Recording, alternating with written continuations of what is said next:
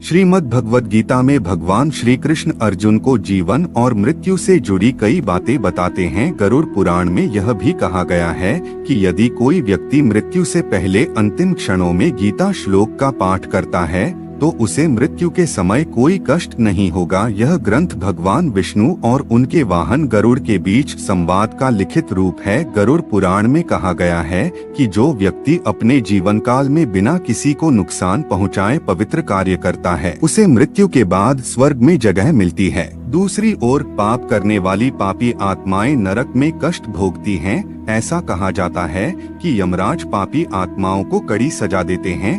गरुड़ पुराण में मृत्यु के बाद दंड से बचने के कई उपाय बताए गए हैं। गरुड़ पुराण में कहा गया है कि किसी की मृत्यु के बाद यदि मृतक के पास कुछ चीजें रखी जाती हैं तो यमराज उसकी आत्मा को दंडित नहीं करेंगे। तो दोस्तों आइए जानते हैं कि क्या काम करने से यमराज आत्माओं को दंड नहीं देते हैं। दोस्तों ऐसे ही वीडियो देखने के लिए हमारे चैनल को सब्सक्राइब कर ले।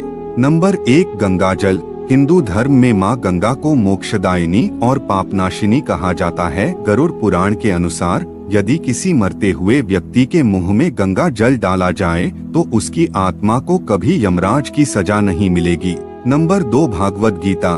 श्रीमद् भगवद गीता में भगवान श्री कृष्ण अर्जुन को जीवन और मृत्यु से जुड़ी कई बातें बताते हैं। गरुड़ पुराण में यह भी कहा गया है कि यदि कोई व्यक्ति मृत्यु से पहले अंतिम क्षणों में गीता श्लोक का पाठ करता है तो उसे मृत्यु के समय कोई कष्ट नहीं होगा। मृत्यु के बाद उसकी आत्मा को यमराज का दंड नहीं भुगतना पड़ेगा। नंबर 3, तुलसी। हिंदू धर्म में तुलसी को बहुत ही पवित्र और पूजनीय पौधा माना जाता है। भगवान विष्णु को तुलसी अत्यंत प्रिय है, इसीलिए तुलसी को हरिप्रिया भी कहा जाता है। गरुड़ पुराण में कहा गया है कि मृत्यु से पहले तुलसी के पत्ते मुंह में डालने से किसी को भी प्राण त्यागने में कोई परेशानी नहीं होती है। नंबर 4, भगवान का नाम। गरुड़ पुराण में कहा गया है कि जो व्यक्ति अंतिम समय में भगवान का नाम लेकर अपने प्राण त्यागता है उसे यमराज का दंड नहीं भुगतना पड़ता है और ऐसे व्यक्ति की आत्मा वैकुंठ धाम पहुंचकर मोक्ष प्राप्त करती है।